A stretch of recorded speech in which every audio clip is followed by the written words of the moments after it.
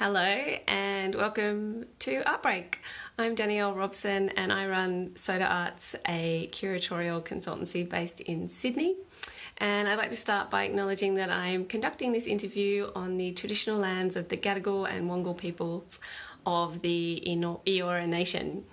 And if this is your first Artbreak, then basically these are very quick 15-minute catch-up with an artist in their studio and finding out what they're up to at the moment. So today I am being joined by the very excellent design maverick Trent Jansen. So just please bear with me while I bring him up, which will inevitably involve some kind of awkward silent patch. Hello. Hi.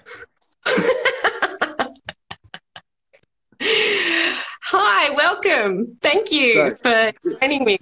Did I do that too quickly? No, it was perfect. No, it was great.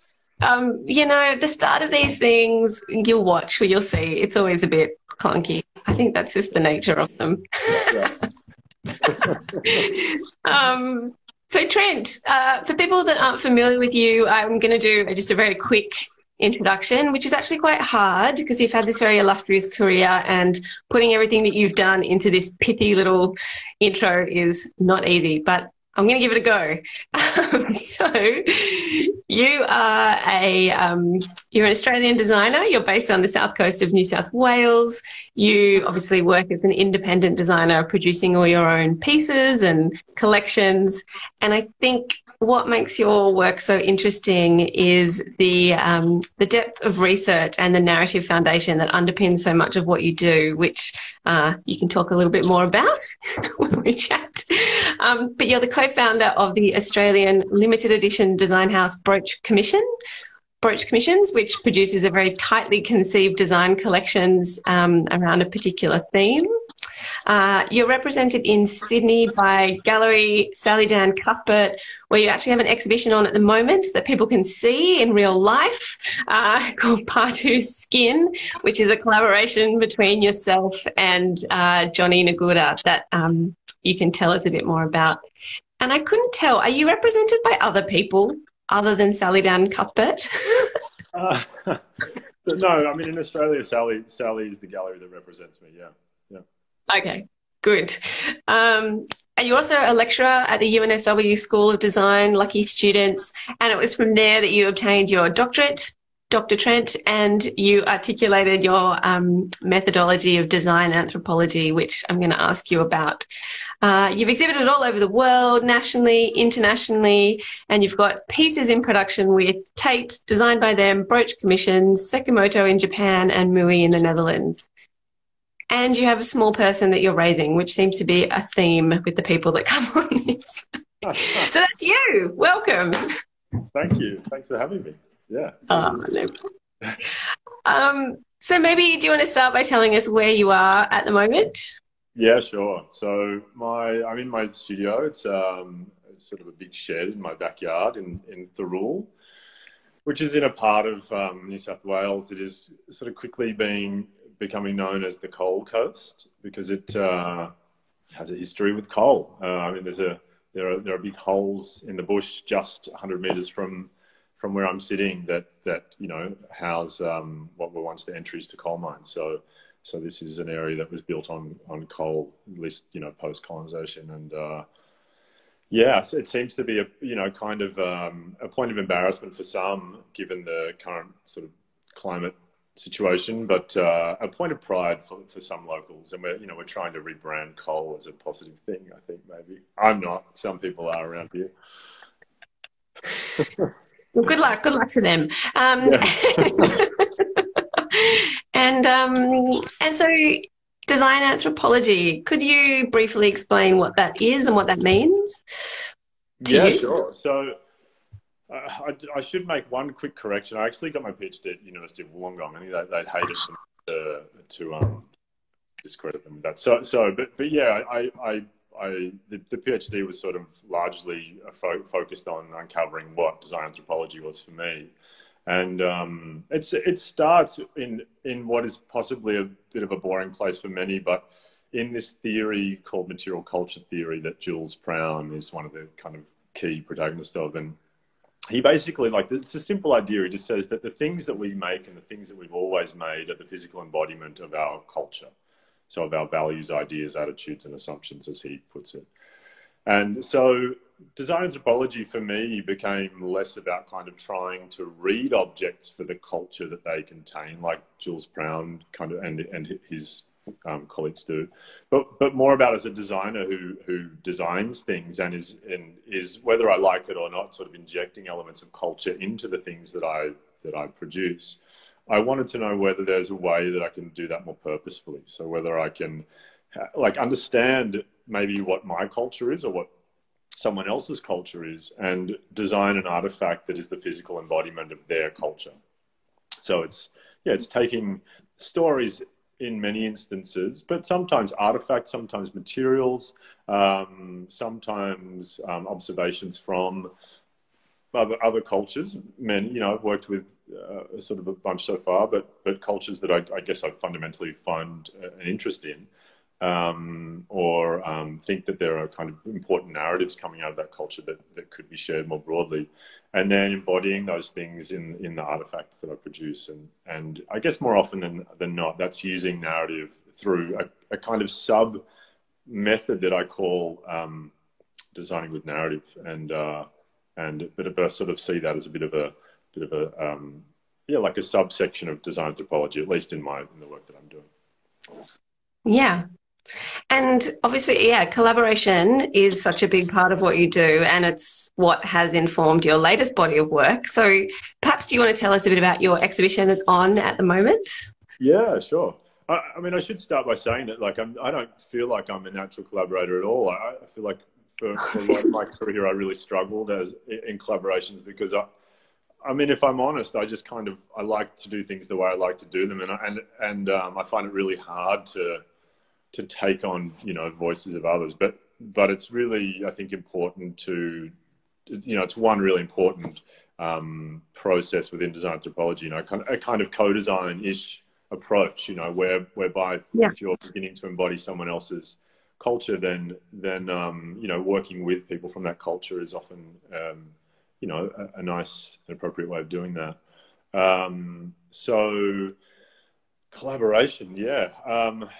I guess, for the last, I don't know, maybe 8 years, I've been working on collaborations of different kinds. And I guess if I look back at it, I probably started my first collaboration in my recent work with Vicky West on a project called Broached Colonial, which was the Broached Commission's kind of first in-house collection on the colonial period, and working with Vicky West, who's a Tasmanian Aboriginal woman, and on a narrative from the Trawulway community.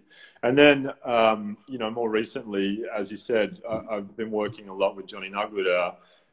We met, first of all, in Fitzroy Crossing when I was sent there for a project with Fremantle Arts Centre to work with artists from that community. And I don't know, Johnny and I just kind of got on. He's a really lovely guy, like really down to earth guy, loves making. We sort of share this love for making stuff. We share a love for junk, and finding junk and transforming it into hopefully more beautiful things. And the most recent collaboration with him is called Part 2 Skin for Gallery Celadine Cuthbert. It's open at the moment until Sunday, actually. So if you want to go and see it, here's your final chance. But so called Skin for, I guess, a few reasons, really. Like, first of all, both of the collections in that project are experiments with leather, so with animal skin. And Johnny was a cattle station saddler for most of his life in the remote Kimberley region of WA. So he brings an enormous amount of skill and knowledge in working with the leather to the project. But also, I guess that you kind of can't look past the politics to the project, and skin is a bit of a reference to that. We're two people from very different cultures, from opposite sides of the continent, with very different history, very different approach to making, a different way of doing most things, understanding life. But we've come together to work together because we enjoy each other's company. We're learning from each other. I mean, at least I'm learning from Johnny. I hope that he's learning something from me along the way too. Yeah, there's this sort of underlying politics that exists there where I kind of feel like this is in some ways a kind of I don't know, like for me it's in some ways an act of reconciliation. It's a process by which we're coming together, these sort of two cultural backgrounds with the fraught history that those cultures have in Australia, and working together because we enjoy each other's company, and we want to tell stories that are about that kind of gap between cultures and the bridging of that gap. Mm. Mm.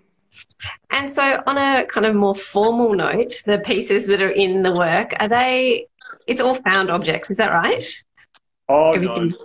One of the collections, which is called Nyumajunkawanti, which is it means all made from rubbish in Walmajari. It was the original prototype we made was found from some stuff that we found at a local scrapyard.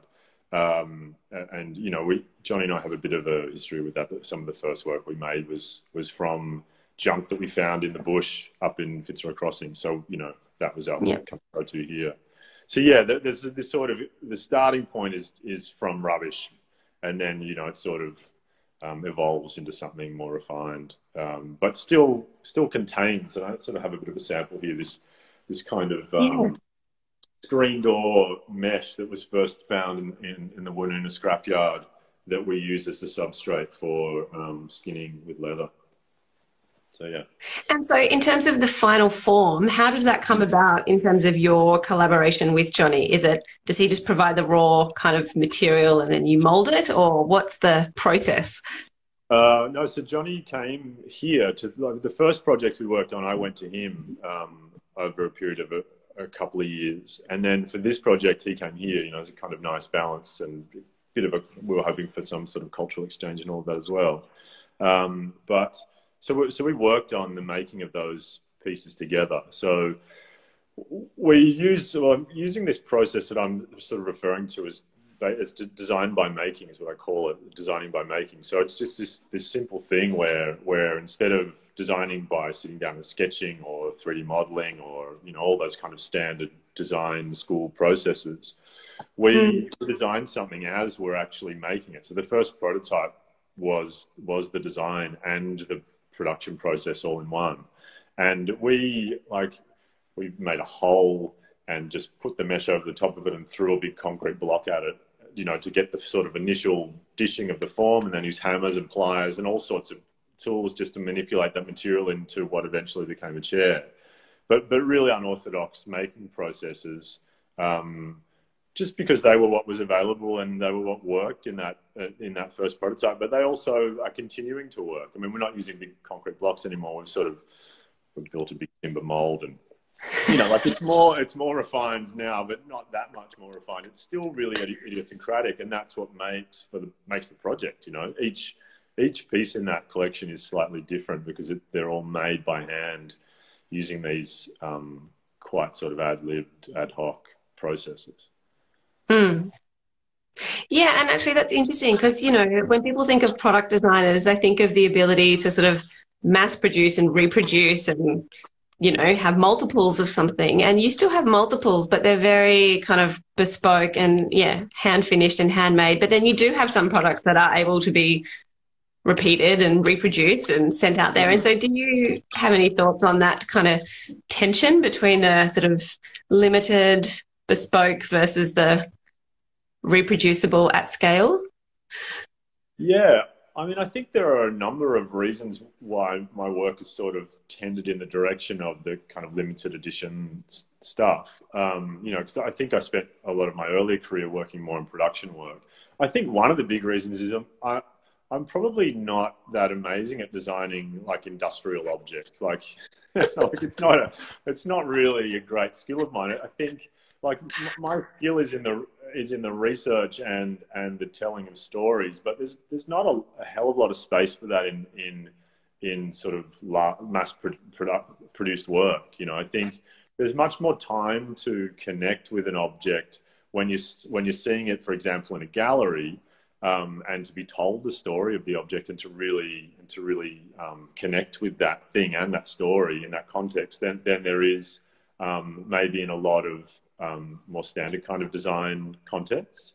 and still really enjoy that industrial process sometimes. And I think, you know, there are times when there are good results that come out of it, but I think more and more I'm interested in, you know, a really complex body of research that leads to a more complex outcome that doesn't necessarily lend itself in a lot of instances to mass produced work. There's also, like, at the heart of it, you know, like sustainability, you know, like when I do work on work that's to be produced in industry, I still work with, you know, like my ethics lead me, you know, like I work with small companies, produced as locally as possible. But what's great about the limited edition work is that it's like the model itself is sustainable by definition. You're making, like, for these works, the Partout exhibition, we're making 5 of each piece. Like, there's by definition very little environmental impact that comes from making 5 of something. You know, I mean, unless, I don't know, I can't even think of a process that would be really impactful, like using uranium to do something. I don't know, but yeah, like it's I think that there are lots of things that attract me to that way of working, and you know, also just the fact that these things then become really special. You know, like they go into someone's home hopefully, and that person knows there are only another 4 of those in the world. It's like hopefully the starting point for becoming an heirloom. You know, something that family will hold on to for a long time, and that's sort of for a very long time been a focus of my work, trying to generate a really strong connection between the work and whoever eventually ends up with it in their life. Yeah, and listening to you explain that, there's so much overlap between your approach as a designer and an artistic approach and an artistic object.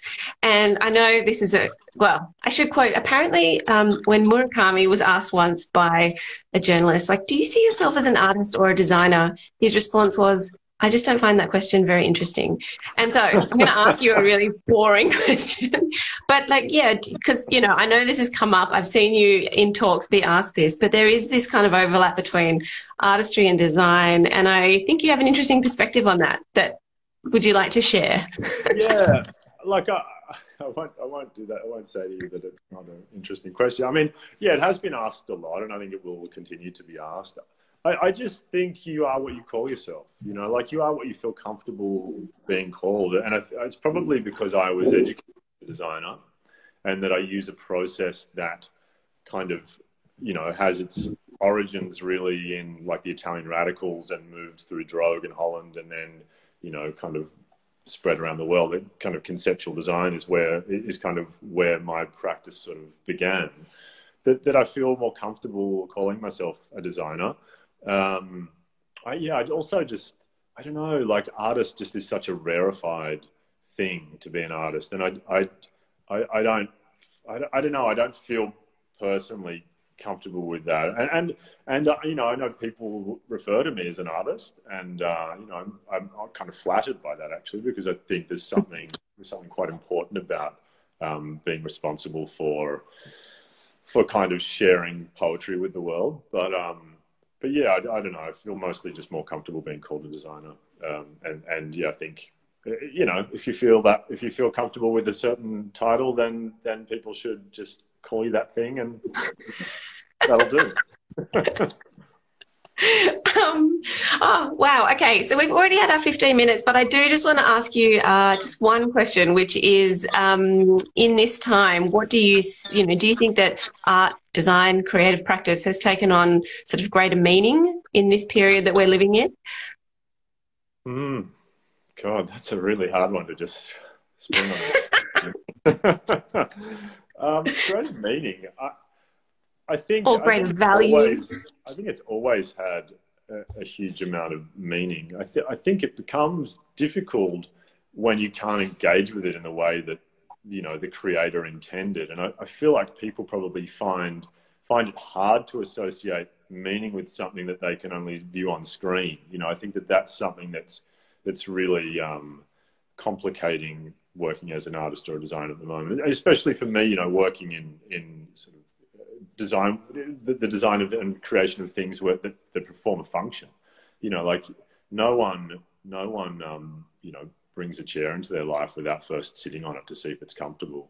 And it's very hard to do that via a computer screen. So yeah, there's definitely like a tension in the value that people find. And I don't know that there's been that much necessarily of an effect on the more sort of two-dimensional art forms. Like, you know, I guess photography, for example, lends itself fairly well to being viewed on screen, and perhaps painting, depending on how it's documented, although scale and texture and all those amazing things are just not evident. But yeah, when it comes to functional things that you interact with, it's really hard to value them in the same way when you can't interact with them.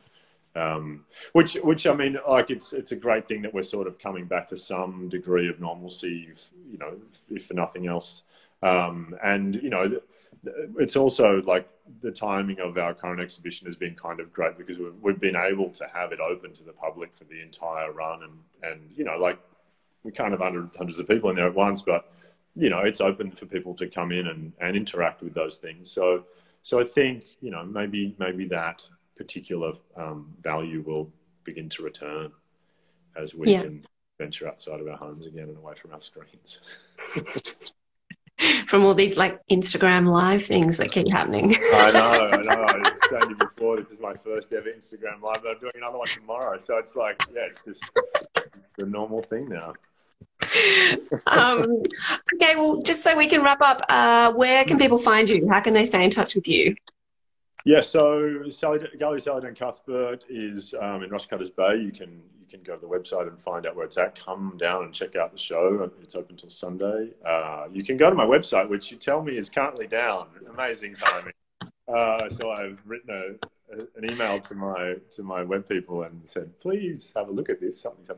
So yeah, TrentJansen.com is my website, or, you know, Instagram. I'm at Trent Jansen Studio.